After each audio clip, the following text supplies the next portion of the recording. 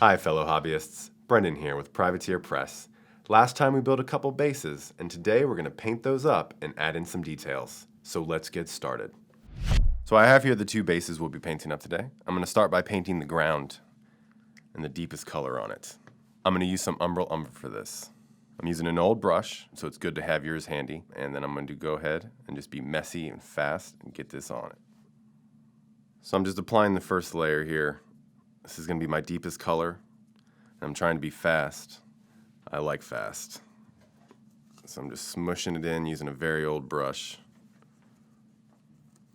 I'm probably going to need 2 layers here, so I'm not too worried about it. Be as messy as possible is fine. We can always clean up stuff later. Now that that's dry, I'm going to go ahead and apply a second coat. Still using UMBRAL. This is just going to finish off and get all that primer nice and base coated. So when I'm slamming in the bristles here, and that's going to help smooth out any thickness of paint. I'm not too worried about it because again, it's just the base coat and it's just messy ground, and the ground is already so textured that I'm not too concerned.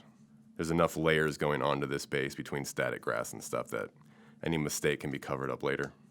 Now that that's dry, I'm going to go ahead and use some RUCKSACK tan to do the first layer of highlight using a small flat brush from P3. We're going to go ahead and dry brush this. So I'm going to dip it in the paint. I'm going to smush it around on a nice piece of paper towel, and I'm trying just to get off most of the paint because I can always work in small light layers and come back if I need more paint on. You generally want to use less paint on dry brush than more because it's easier to build up color than it is to take some off if it's too heavy in the beginning. All right, that looks good. Next, I'm going to move on to just quick highlights using MENOTH white base.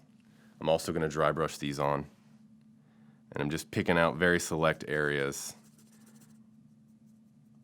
So I'm just going to do up here on the edge, just down here a little bit. It's okay to be dirty. All right, so now that we have the rock ready to go and the first ground is dry, I'm going to go ahead and start by painting my base coat of Bastion gray. I'm still using my old brush, so I can be fast. I'm just going to get some on. Just want to get through the base coat layers as quickly as possible so I can move on to the fun part, shading and highlighting. And again, this is a good reason to keep some old brushes nearby so you can be fast and dirty with it. I don't mind being messy. I don't mind where my paint ends up on the brush. As long as the bristles are strong enough and smooth enough to just spread it across my surface, I should be fine.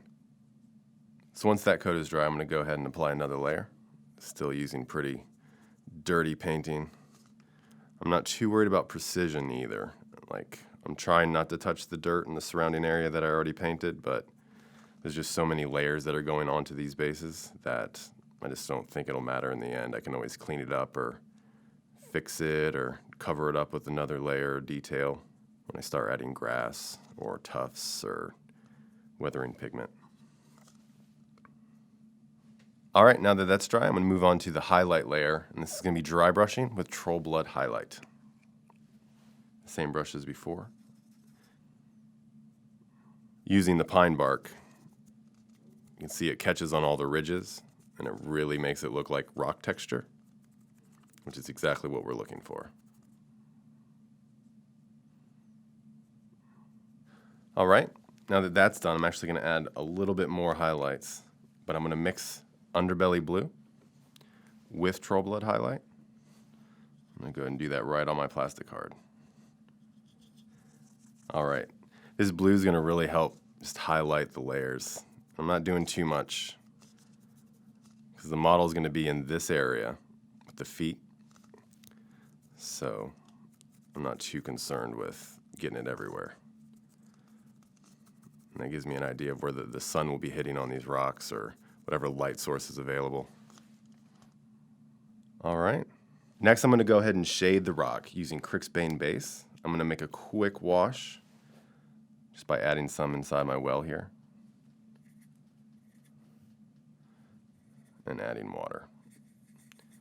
The consistency for this wash is still just how you want. What feels right when you're making your own washes. I just want something that will flow well and not be too stark a contrast when I start applying it. And I'm just going to try to ridge it into the edges here, avoiding to get it in areas I think light should be hitting.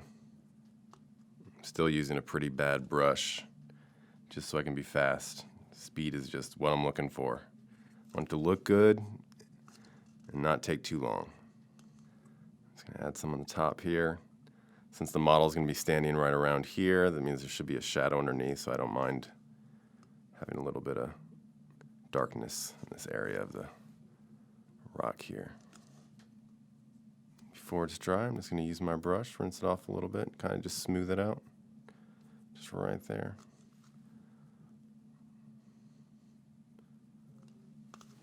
All right.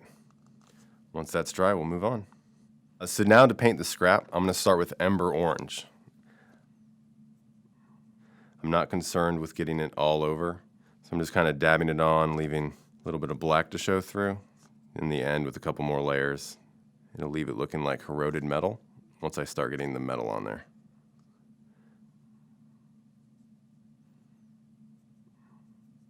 All right, and once that's dry, we're going to go ahead and stipple on some pig iron.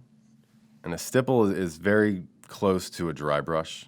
Just instead of gliding the brush along the edges, I'm just going to dab it like this.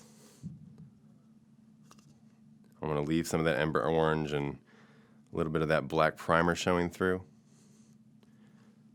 Just want to give the idea that metal is just being scratched away and tinged off and just holding there. I don't need it too much, too far. All right. So the next step is to give it a pretty heavy wash of brown ink. The brown ink is going to serve as the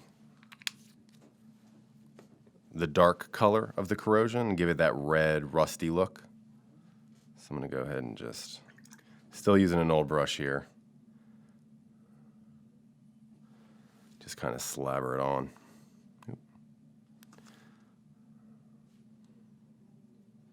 I don't want to build up too much. And I want to see the colors underneath. It's going to wash, it's going to tint. It's just going to give us that nice corroded look. It's almost glazing the surface. And if you're not sure what a glaze is just tinting the color to make it a little more red.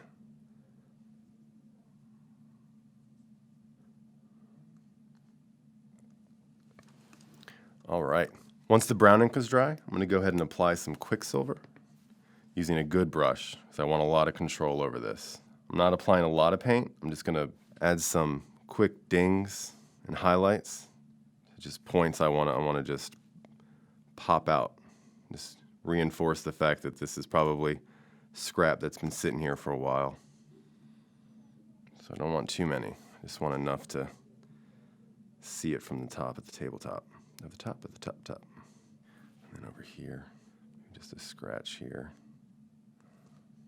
I'm gonna maybe apply a ding right here, just a scratch. Maybe a piece of shrapnel or a grenade or a bullet whizzing by. All right. So the last step in painting is just adding Thamar black to the rim. All right, now that I'm done painting, I'm gonna move on to the next stage. So the last step is going to be adding static grass to the base. I'm going to use some mixing medium. I'm just going to put some on a piece of plastic card. And using an old brush, I'm just going to pick out where I'm going to want it on the base itself. So my first choice is definitely going to be right here, where I got a little wild with that underbelly blue TROLLBLOOD highlight mix. And it's going to cover it up for me. I'm going to have another one right about here. I'm just picking wherever I think will look good visually. There's no real science to it. Maybe dip some in the back of this crevice here. All right. Now I'm going to use some precision tweezers to add the grass onto it. You'll probably want a bowl underneath this when you do it, just to help catch some of the loose grass. It's not sticking to the mixing medium, so you don't have too much of a mess. So I'm just putting the piles on so I can get as much to adhere as possible, but once I shake it off, it'll look good and just where I had the glue is where it's going to remain. So after that dries a little bit, I'm going to go ahead and just shake it off so I can use that excess for later. Now I'm going to blow some of this off as well.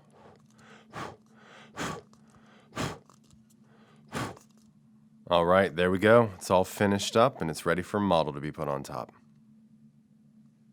All right, and there we go. I finished up this base as well, and they're looking great.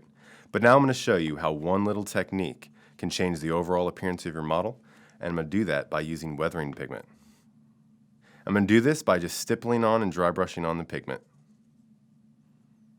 I'm just going to smush it in, and this is just going to stain and just tint the color. You can even blow some of it off. And I don't want it everywhere. I just want to pick select areas to just give it look like a rust and corrosion and just the elements. It's going to kind of turn it into like scrapyard. Just going to dab it on. I don't want to overdo it because I don't want to lose all the other textures and steps that I've applied. All right, looks good. And now you can see how one little step has changed the overall appearance of the base. And now our bases are done. And as we demonstrated, can be easily modified for whatever theme you want for your army. Thanks for watching. Be sure to subscribe for more videos and check out the links below for more in this series and additional information on the P3 hobby line.